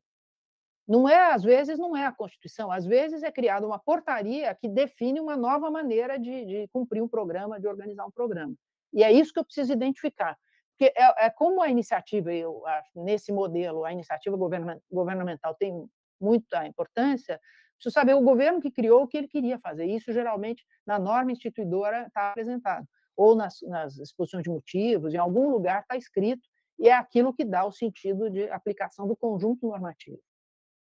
O quarto elemento é o desenho jurídico institucional. Então, geralmente, na norma, está contido o desenho. Quais são os entes que vão aplicar, os órgãos, quem vai fazer o quê, a distribuição das responsabilidades. Aqui também é importante a medida. Eu não posso nem errar para menos, pôr só um ou outro órgão, é o ministério tal, mas também não posso errar para mais. Eu não posso pôr 30 órgãos e 30 ministérios, como é comum, às vezes as leis têm isso. Tem um conselho composto de representantes de 15 ministérios. Quem já passou pelo governo sabe que isso aí não quer dizer nada. Então, o olhar de políticas públicas tem que nos fazer ir além da norma formal. Olha, eu canso de ver, aí falo para os alunos, falo numa aula, falo numa outra, e depois vem assim, desenho institucional, aí vem os agentes, que é o próximo item, com uma lista de 30 agentes. Não é isso, porque não são os 30 que vão cumprir. Quem vai cumprir é um ou dois, e eu tenho que entender onde estão concentradas as principais responsabilidades. Então, o desenho é o todo, aí ele vai ser dissecado nos itens seguintes, os agentes governamentais e os agentes não governamentais. Então, tem focos de competência no governo, é o Ministério da Justiça, ou é o Ministério da Justiça combinado com a Casa Civil. Mas, em geral, é o Ministério fim, é o Ministério da Assistência, ou o Ministério da Educação, ou a Secretaria que está incumbida da Assistência Social, e assim por diante. É ali que quer dizer, o ministro da área ou a ministra recebeu competências, tem orçamento e consegue implementar um programa. Um programa de verdade, o programa que merece ser descrito, é isso. Eu recomendo que a gente não escolha para trabalhar, nem cuidado com programas muito novos, que você não tem bibliografia crítica, você fica obrigado a aceitar como verdadeiras as informações de um governo, e cuidado com programas meramente nominais, que eu acho que eles não valem a pena ser estudados. Às vezes a pessoa pega um programa, tem um decreto, tem uma lei que fala isso, eu vou estudar esse programa, não sei o quê. Não é porque está numa norma que ele é relevante. Eu recomendo que estudem políticas públicas relevantes, que alcançam o público, que têm efetividade, que gerou controvérsia. Então, há controvérsia jurídica para ser analisada. Esses eu considero que são os programas que merecem que a gente se debruce sobre eles. Agentes governamentais, então, quais são os setores que são cobertos? Se você pegar programas de drogas, por exemplo, que durante uma época eram muito importantes, braços abertos, esse negócio, você tem que saber quem está fora do governo, como é que foi contemplado pelo programa. Então, o programa de braços abertos, tinha um outro programa que era Recomeço, acho, cheguei uma vez, a gente combinando os dois programas. Como é que os agentes não governamentais estão pensados? Tem organizações da sociedade civil e os beneficiários, os usuários, qual é o lugar que eles têm? Depois, também faz parte do desenho jurídico institucional os mecanismos jurídicos de articulação. Como é que o direito põe, como é que ele faz aquela coordenação? Como é que ele põe todo mundo junto? Tem um conselho, tem uma reunião, tem audiência pública, tem repasse de recursos, tem regras onde a gente pode ver essa atuação conjunta. Depois, é importante contemplar a escala e público-alvo. E isso é o que nos permite saber que, por exemplo, aquelas ações de medicamentos não eram verdadeiras políticas públicas, porque nem tinham grande escala e nem focavam o público-alvo. Era o interessado requerendo a medida do seu interesse. Quando eu falo num programa governamental, eu tenho um determinado público-alvo que é sempre múltiplo, a população. Isso vai repercutir sobre a dimensão econômico-financeira do programa. Então, por isso que não basta pegar um decretinho qualquer, uma lei qualquer. Um programa relevante, ele tem uma dimensão econômico-financeira, ele tem uma atribuição de recursos, ou ele tem a criação de um órgão, ele tem um contingente de pessoal, servidores públicos envolvidos. Isso que mostra que esse programa tem importância. Depois existe uma estratégia de implantação, quer dizer, uma sequência de fases, e como é que você envolve os municípios, depois os estados entram, a sociedade civil, assim por diante. Isso tudo, aí chegamos no penúltimo ponto, que é o funcionamento efetivo do programa. Quer dizer, uma coisa é você desenhar, outra coisa é perceber o que aconteceu. E quando eu mapear e fizer a documentação do funcionamento efetivo do programa, para nós da área jurídica vão aparecer aspectos críticos do desenho jurídico institucional. Quer dizer, coisas que não funcionam, coisas que, porque o próprio desenho não contemplou certos agentes e assim por diante. Então, esse é um ponto para o jurista entrar. Tem mais slides, mas eu acho que não é o caso, acho que já falei bastante, falei quase 1 hora, e acho que é mais importante a gente ouvir questões. E aqui existem outras ferramentas, outras possibilidades de abordar. Eu termino dizendo que eu indiquei alguns textos para leitura, eu indiquei o texto do Igor Rafael de Jorge, que trabalha um pouco a legística, num artigo publicado num dossiê. E tem várias possibilidades de uso disso com o processo legislativo. Peço desculpa se não abordei suficientemente o processo legislativo, mas aqui vocês têm autoridades no assunto, certamente vão poder desenvolver melhor o assunto que eu. Então, eu termino por aqui e agradeço a atenção de cada um e cada uma. Obrigada. Gostaria de abrir para vocês primeiro. Enquanto vocês organizam aí na sala, Jaqueline, eu posso abrir perguntas para o pessoal que está aqui no virtual? Pode sim. Eu vou organizar aqui. Tá, obrigada.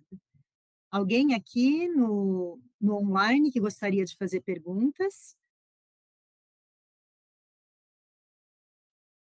Olha, a professora Graziela Testa também está presente. Nossos colegas do Senado, da Assembleia. Não? Tem perguntas aí dos alunos que estão presencial, Jaqueline? Por enquanto, ninguém levantou a mão, mas muito obrigada, professora. A aula foi excelente. Prazer ter vocês aqui. Obrigada, Jaqueline. Professora, posso aproveitar, então? Eu achei muito interessante como a professora conceitua políticas públicas, né? E me trouxe muitas dúvidas com relação a um movimento que se observa, né? E aí gostaria de saber se está correta essa denominação ou não, mas já tem alguns anos que se critica que os parlamentares estão cada vez mais entrando no desenho de políticas públicas, né? Inclusive, já se discutiu, em alguns casos, a constitucionalidade de políticas públicas, política nacional de algum assunto, enfim, que foram de iniciativa de um parlamentar. Nesse caso, há uma compreensão de que o parlamentar ele poderia apresentar, e aí poderia ser aprovado um projeto de lei, uma política pública nacional de alguma coisa, mas ele não poderia, esse projeto de lei poderia trazer diretrizes, objetivos, traçar linhas gerais dessa política nacional, mas não poderia entrar em questões, por exemplo, de organização, denominar qual ministério, qual secretaria iria, enfim, executar aquela atribuição. Então, cada vez mais a gente faz uma busca aí, pessoal que pretende fazer pesquisa sobre o assunto, se você faz uma busca no site da Câmara ou do Senado, você vê vários projetos de política nacional de algum assunto, né? Então, essa dúvida que eu tenho, professora, a gente pode chamar esses projetos que eles estão estabelecendo uma política pública, e aí vem a sua questão, né, de que não se resume à regra jurídica, e se a gente pode continuar nesse movimento dos parlamentares, desenhar, a partir dos parlamentares, esse desenho de políticas públicas. E aí a minha segunda pergunta tem a ver, relacionado, né? A gente teve na aula passada uma ótima exposição de uma consultora de orçamento da Câmara, professora, e aí a gente justamente analisou essa questão orçamentária, a professora, quando foi secretária, certamente lidou muito com isso, mas como é importante a compreensão da questão orçamentária justamente para a gente observar a execução de direitos fundamentais, por exemplo, né? E a gente vê esse movimento no orçamento, especialmente a partir de 2019, esse movimento do chamado orçamento secreto, que, mais uma vez, é um movimento em que o Congresso passa cada vez mais a deter o poder do orçamento público.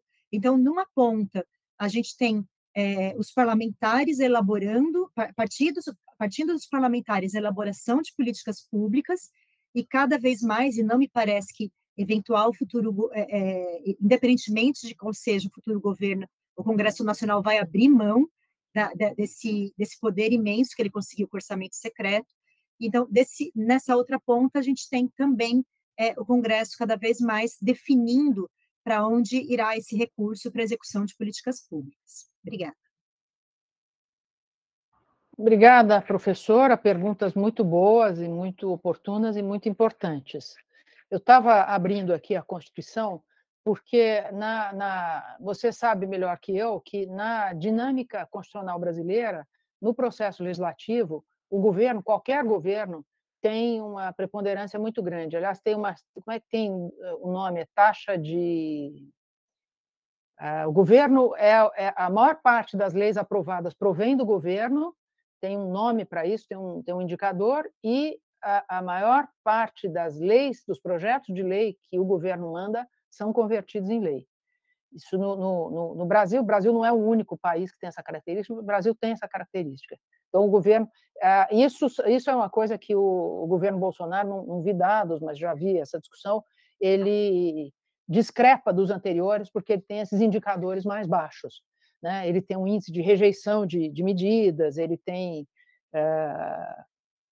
discrepou, justamente, e é uma das características, ele um pouco está na mão do Congresso, não é que ele foi esperto, que ele pôs o Congresso nas mãos dele, ao contrário, o Congresso se articulou e fez uma combinação com a presidência, em que ele que dá o ritmo e as cartas.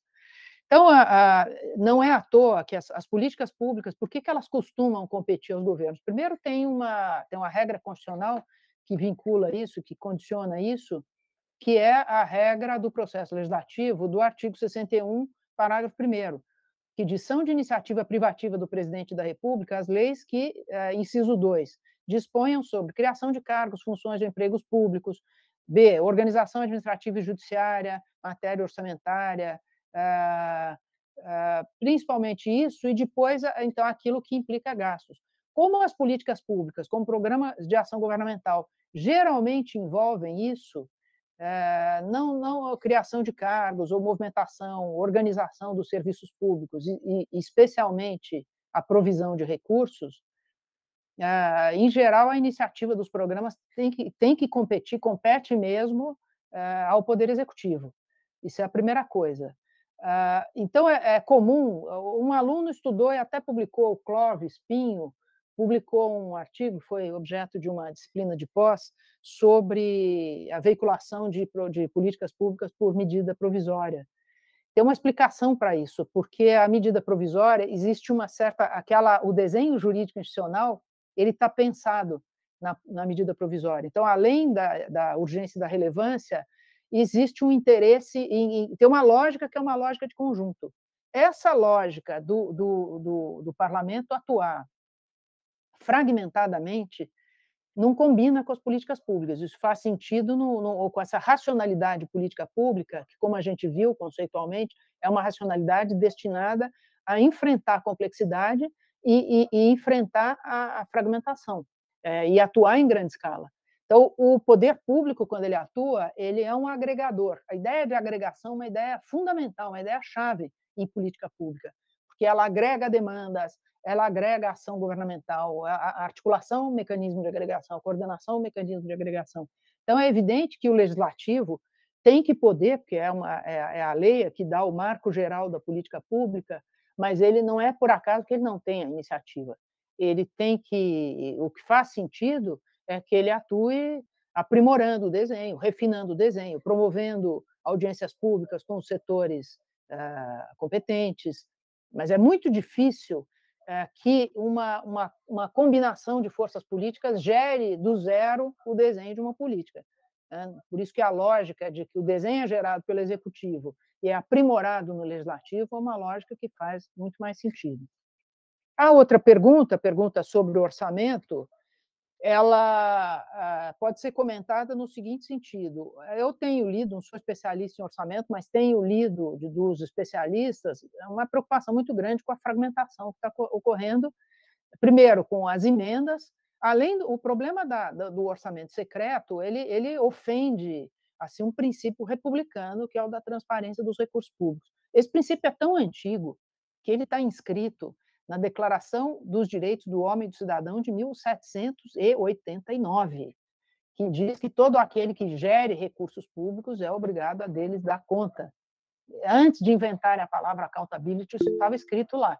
Então, a ideia de orçamento secreto, de que não se sabe detalhe, ela contraria um princípio basilar do Estado liberal, que é a base da democracia que veio depois. Mas ela tem esse fator, esse elemento de desorganização do orçamento. Já está sendo percebido. Nós estamos regredindo, né, 50 anos na nossa história republicana, porque é um tipo de troca de favores que vai militar pela desorganização da política pública. E, para terminar, se é verdade que esse é uma espécie de privilégio que os parlamentares receberam, se as eleições resultarem, se a gente pensar positivo e pensar que as eleições podem resultar numa melhoria da bancada, melhorar o legislativo, isso pode acontecer, porque nós temos um legislativo hoje, sabidamente, muito desqualificado. Se melhorar, não é de todo, né, louco a gente pensar que o Brasil vai ter que passar por um pacto que vai envolver a governabilidade.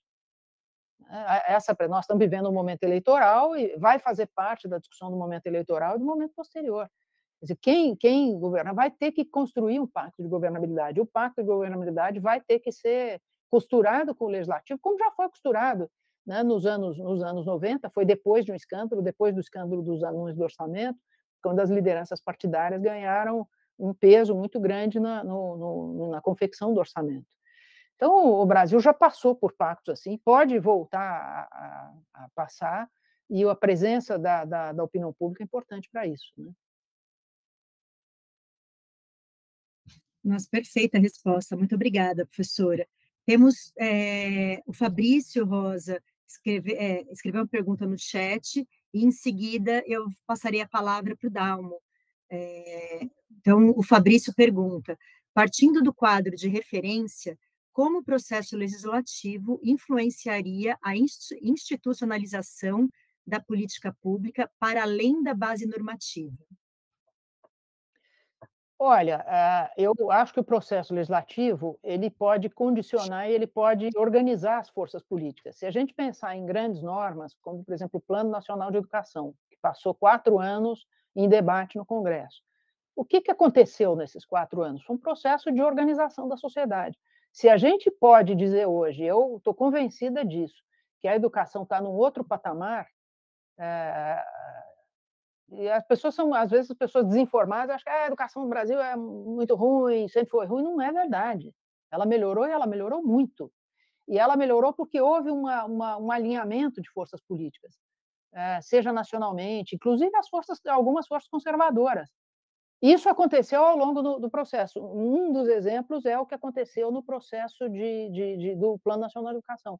Audiências públicas, e foi se envolvendo, né, envolveram secretarias estaduais, secretarias municipais. Então, não é verdade que toda a mobilização foi feita pelas conferências nacionais de educação. Então, tem uma mobilização que foi feita no parlamento, no Congresso brasileiro, que muito orgulha o Congresso brasileiro. Isso foi feito com a aprovação do Fundeb, a Emenda Constitucional 108, que surpreendeu muita gente, porque o governo foi inerte. Se dependesse do governo Bolsonaro, o Fundeb teria acabado. Isso teria um efeito de desorganização sobre o Brasil terrível. E não aconteceu porque já tinha uma articulação, cheguei até a escrever um artigo sobre isso, publicado no Nexo, falando 3 lições sobre as políticas públicas, dizendo tem um saldo aí. E esse saldo de organização, que resultou na aprovação dessa emenda, eu acho que orgulha o parlamento brasileiro. Foi resultado de negociações, de pactuações, tem muita matéria bastante complexa que foi votada lá, inclusive que a sociedade civil não tinha acordo, e o parlamento soube fazer as composições e soube transformar isso num texto que é importante, que está sendo esvaziado justamente porque a lógica do orçamento está sendo quebrada. Mas então temos que esperar que a lógica do orçamento vá ser revitalizada. Mas aí a presença da universidade, a reivindicação da universidade, consciência sobre isso é decisiva, né? Muito obrigada, professora. Eu vou passar agora a palavra para o Dalmo e depois para a Verônica. Dalmo? Boa tarde, me ouvem bem? Sim. Perfeitamente. Ok. Obrigado, professora Melissa, pela oportunidade da pergunta. Doutora Maria Paula também, grande prazer poder estar participando da sua aula aqui hoje, por vários motivos. Não vou discorrer, mas é uma honra poder ouvi-la hoje à tarde. Eu quero fazer duas rápidas perguntas, uma talvez um pouco talvez mais prática, e outra que é um pouco mais teórica, talvez seja um pouco mais complicado para uma resposta rápida. Mas vou me arriscar a fazer essas duas perguntas assim mesmo. Eu queria só fazer um rápido comentário quando a senhora citou sobre o orçamento secreto, que ele fere a transparência. Na minha opinião, ele fere muitos outros princípios. Eu sei que me parece que a senhora também pensa assim, mas destacou a questão da transparência. Eu acho que ele consegue, inclusive, quebrar todos os princípios da administração pública que estão lá no artigo 37, né, a legalidade, impessoalidade, moralidade. Infelizmente, é uma realidade que estamos vivendo. Mas minhas perguntas são: primeiro, recentemente, agora em 2021, foi criada uma obrigatoriedade para que haja avaliação das políticas públicas. Isso está na Constituição, foi a emenda 109 que incluiu no artigo 37 o parágrafo 16. A minha pergunta em relação a esse ponto é: a obrigatoriedade para que os órgãos públicos façam a avaliação de políticas públicas, ela pode efetivamente gerar melhores resultados, um cenário melhor para a implementação dessas políticas a médio, a longo prazo, talvez até no curto prazo também? Essa é uma pergunta que eu entendo como um pouco mais prática. A outra pergunta tem a ver com um objeto de estudo meu, que eu gostaria de ouvir sua opinião, se for possível. Eu tenho uma tese que é o orçamento é minha área, me perdoe, eu não me apresentei direito no início, eu trabalho no Senado Federal, especificamente na área orçamentária. E a minha tese é que o ciclo das políticas públicas, eles estão descasados do ciclo orçamentário. Os princípios que regem as políticas públicas e as tomadas de decisões em relação a políticas públicas, elas não são observados também no momento das tomadas de decisão em termos de orçamento.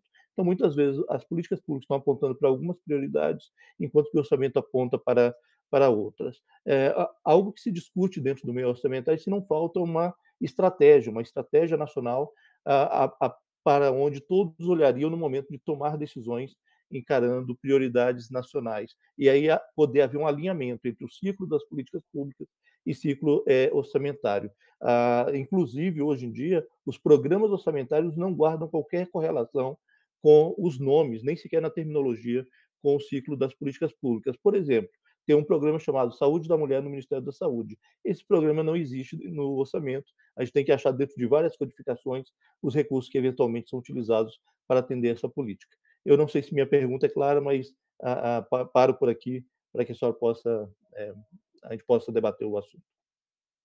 Muito obrigada, Dalmo. Sua pergunta não só é clara, como é excelente, né? Tem o nome do meu falecido pai, é um nome raro de ter, então já gostei da sua pergunta, já gostei, né, de cara. Bom, as suas duas, eu concordo inteiramente com o fato de que o orçamento secreto, ele ofende, quando eu quis mencionar a declaração, porque ele é profundamente antirrepublicano, antiliberal, antes de qualquer coisa, mas eu concordo integralmente com o que você disse. Quanto à questão prática do controle da avaliação de políticas públicas, eu vejo com simpatia esse controle, mas com uma certa cautela, com um certo cuidado. Eu acho que uma das coisas que nós vamos ter que pensar agora é que a Constituição de 88 ela favoreceu a criação de muitos mecanismos de controle. Eu acho que, fazendo uma macroavaliação, ela entendeu que, como se a sociedade brasileira talvez não tivesse organizada politicamente para defender e implementar os seus direitos, criar uma estrutura jurídica para fazer isso seria suficiente. E isso significou grande poder para os tribunais, judicialização, etc., e nem sempre com um embasamento na sociedade. A sociedade não tinha condição de se mobilizar na mesma proporção, e isso era uma coisa importante. Eu acho que um dilema que a gente vive hoje é que a gente tem uma estrutura de controle, muitas, né? Ministério Público, controladorias, tribunais de contas, mas isso está muito desarticulado, está muito desorganizado, isso gerou aquilo que se chama de apagão das canetas, isso gerou, como uma das respostas, a lei de introdução às normas do Código do Direito Brasileiro, que tem algumas respostas, eu acho que são respostas ad hoc, né? Então, como é que o juiz deve julgar, etc.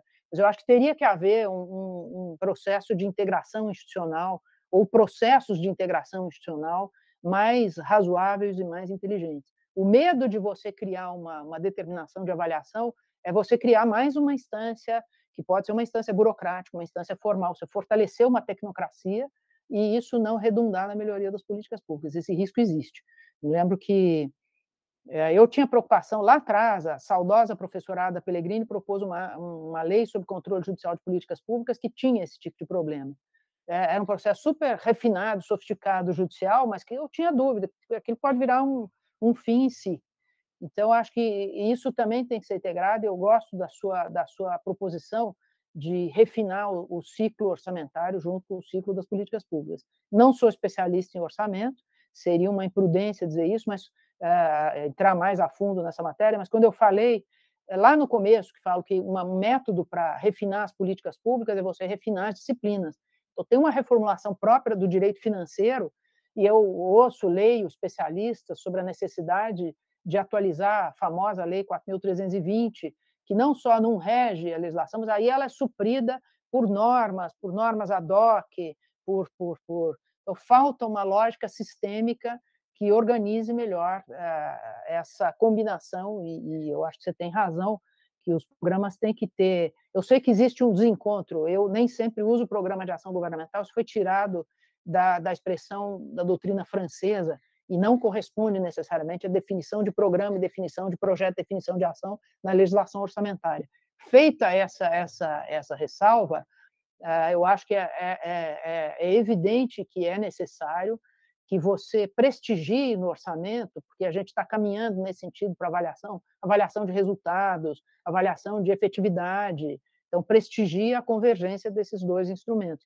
Esse é um campo para ser desenvolvido, e esses especialistas têm um papel muito grande, né? Vocês do Congresso têm um papel muito grande em criar formas. Eu acho que a academia jurídica, ela às vezes é um pouco lenta em criar essas respostas. Então, quem está na prática, o que vem sendo produzido no Congresso, na área técnica, pode ser muito importante para criar esses modelos, para criar respostas de avaliação.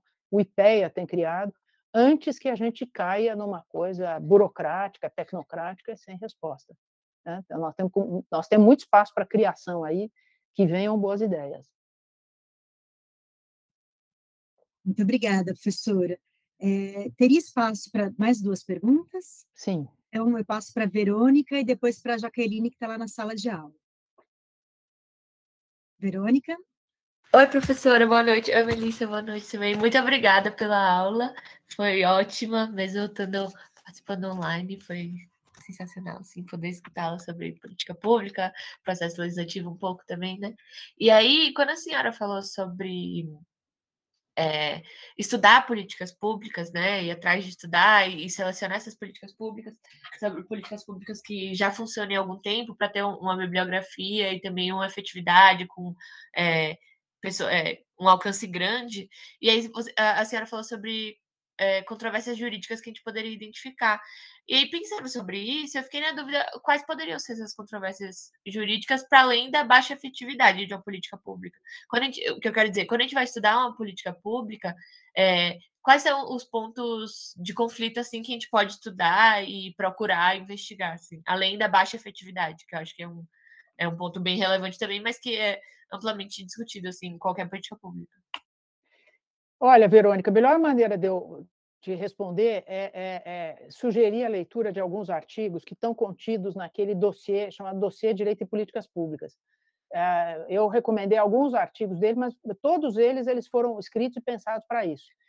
O dossiê foi publicado na revista Estudos Institucionais, em 2019, é o último volume do ano, número 5, volume 3, e ele tem 14 artigos. O meu se chama Método e Aplicação de Direito...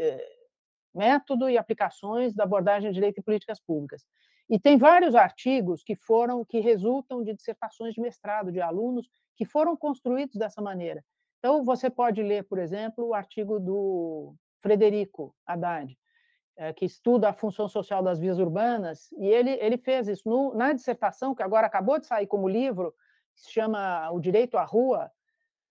Ele analisa como é que é a organização da cidade e as políticas, ele usa a abordagem de direito e políticas públicas para tentar entender quais são os critérios para definir decisões para usar o espaço urbano, que é das vias públicas.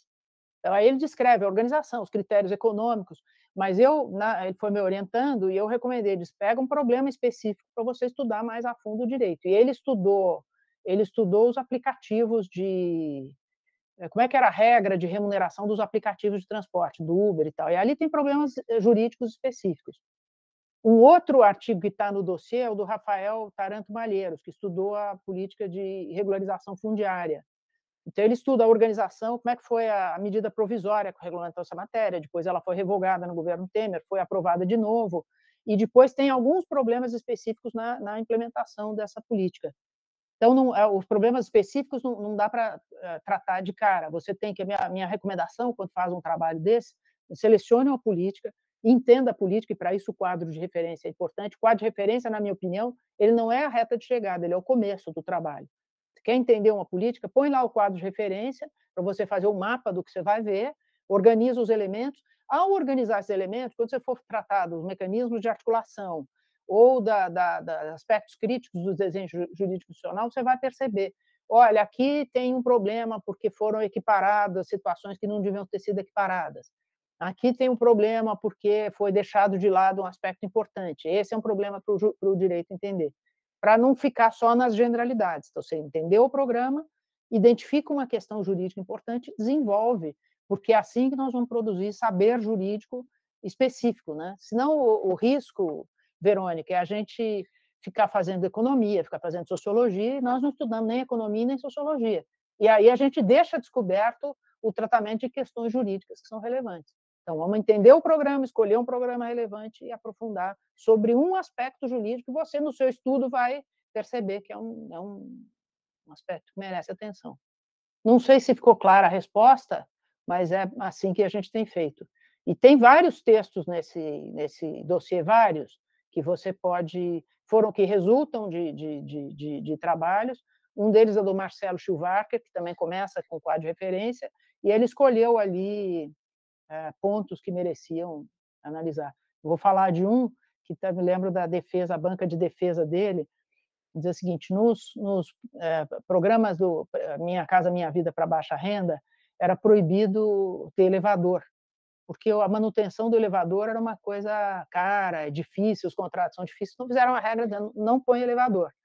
Só que isso resultou, e foi um membro da banca que perguntou, isso resultou de uma coisa que não faz sentido, porque para não ter elevador, a altura dos prédios tem que ser limitada, acho que no máximo a 4 andares. E o que tem de mais caro é a terra urbana. Então, para economizar no elevador, você aproveita pouco a terra urbana. Se você fizer 10 andares, você faz mais unidades e aproveita melhor a terra urbana. Você precisa de uma solução. A solução para o elevador não é uma questão jurídica, é muito mais uma solução de gestão, mas certamente essa solução de gestão ela vai implicar uma questão, uma solução jurídica. Esse é um tema para um jurista entrar e desenhar uma solução. Tá? Ótimo, muito obrigada, professora. Vamos para a pergunta aí na sala de aula, Jaqueline? A pergunta do Felipe, como aqui o auditório é um pouco maior, fica um pouco ruim de falar se você não está aqui na frente, então eu vou ler. Normalmente, as políticas públicas são analisadas a partir da instrumentalidade oficial exigida pelo discurso inerente ao Estado Democrático de Direito, como os atos normativos, as políticas públicas registradas no Diário Oficial. Mas como analisar aquelas práticas reiteradas pelo Estado e que escapam ao discurso oficial, fora do Diário Oficial, como, por exemplo, a seletividade penal?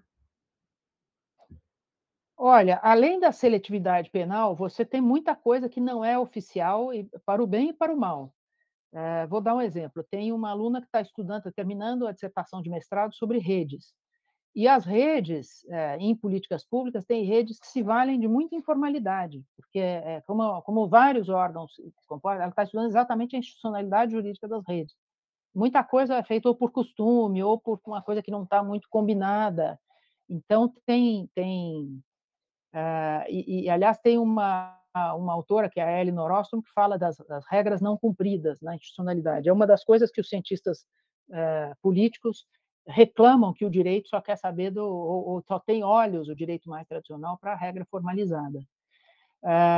Quanto à questão penal, eu acho que é uma outra, eu acho que a abordagem teria que ser um pouco diferente, pela seguinte coisa: quando foi publicado o quadro de problemas de políticas públicas, que acho que está na leitura recomendada, foi feito junto com uma mestranda na época, hoje já mestra, Isabela Ruiz. Por que foi feito o quadro de problemas? Porque a gente tinha a percepção de que você tem políticas estruturadas, então o quadro de referência ele foi pensado para elas, mas você tem problemas que não estão estruturados em políticas, às vezes o problema é exatamente que não tem política. E um dos temas, um dos melhores exemplos disso é a política penitenciária, a política carcerária, que não está estruturada. E eu achei, então, ela fez uma proposta de quadro para enfrentar como trabalhar os problemas que não tem uma política associada. E eu disse, tem que validar isso, e recomendei que a validação fosse feita com a política penitenciária, e aí nós pegamos a DIN 347 do Supremo, que é aquela que pleiteia o estado de coisas inconstitucional no sistema penitenciário. Ali é interessante a petição inicial, que foi feita com o professor Daniel Sarmento, com o grupo de estudantes dele, porque ela relaciona um monte de iniciativas governamentais e CPI de Assembleia Legislativa, que você tem uma massa de documentos governamentais que embasariam uma política de enfrentamento, uma política carcerária, de humanização, porque essas políticas têm, por exemplo, área, metragem das celas, uma série de padrões, só que isso nunca saiu do papel. Então, aquele é um exemplo de como você força, como é que você pode pôr as políticas para que elas gerem uma ação governamental. Eu acho que não tem resposta jurídica pronta. Seria muito ingênuo, e o que nós estamos vivendo no Brasil mostra isso. Mesmo os mecanismos que nós acreditávamos que seriam suficientes para responsabilizar não foram. O que gera para o direito a necessidade de entender o componente político. Como é que o componente político pode forçar uma resposta jurídica? Um pouco daquele trabalho do Clune, ele mostra isso, como é que você tem situações em que a agenda política força uma resposta política melhor, mas isso não tem um quadro pronto, não tem uma resposta dizendo porque nós somos menos desenvolvidos, nossas políticas vão ser piores, ao contrário, às vezes você gera... Eu acho que, por exemplo, a resposta das urnas eletrônicas é uma boa resposta institucional que foi dada.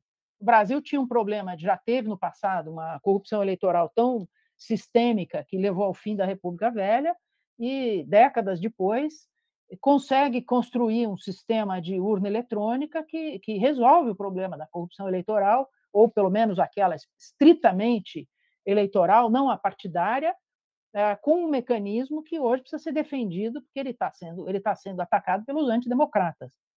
Então, é um exemplo. Claro que o problema da seletividade penal é mais grave, mas eu acho que ele passa um pouco por se debruçar sobre instrumentos. Não é uma determinação para que a coisa seja dessa maneira. E tem coisas que me animam. Eu fui, há um mês atrás, mais ou menos, teve uma reunião do Movimento Todos pela Educação, chamada Educação Já. E é um movimento que está acontecendo em outras áreas também, em que o setor de educação se reúne. Agora, no dia 28, vai ter uma reunião no Salão Nobre sobre isso. A campanha pelo direito à educação vai se reunir para fazer uma animação da sociedade civil sobre o direito à educação. Mas o que eu achei interessante nessa do Todos pela Educação é que ela não é baseada numa estratégia que era comum no movimento social, na denúncia. Olha, como tem problema aqui, como está ruim aqui e ali. Ela é baseada no contrário, em mostrar como a gente já fez programas que deram certo. Aliás, tem uns documentos que eu acho... Outro dia eu estava vendo uma fala de um político dizendo não é a esperança que move a política. Eu discordo. A política é movida à esperança. Se a gente não acreditar que vai ser capaz de gerar a resposta, todo mundo vai embora para casa. A gente tem que ser capaz, e a gente tem que olhar os modelos que deram certo. Então, essa iniciativa do Todos pela Educação, eles gravaram uns vídeos que estão lá no YouTube, chamado Educação, acho que é Educação que dá certo, falando da experiência do Ceará, da experiência de Pernambuco, e mais uma terceira experiência, em que você olha e diz, o que deu certo? E uma coisa interessante é que não é que a educação levou 50 anos para as políticas darem certo, são, assim, 2 gestões governamentais. Se você tiver um mínimo de continuidade durante 8 anos, você começa a ver os resultados. E os resultados que a gente tem que ver.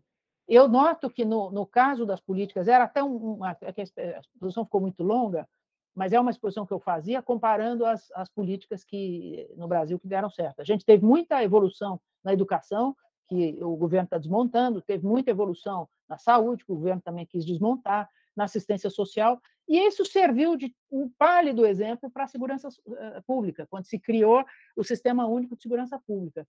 Mas me parece, eu nunca fiz um estudo sistemático sobre isso, que tem um desbalanceamento entre a produção acadêmica que denuncia os problemas na segurança pública e a produção acadêmica envolvida na busca de soluções para a segurança pública.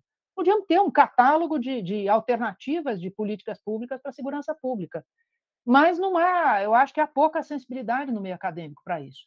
A produção é pequena. Nós podíamos ter um polo aqui na faculdade, eu sei que na Federal Fluminense tem, podíamos ter um polo para isso, que faz observação das soluções e assim por diante.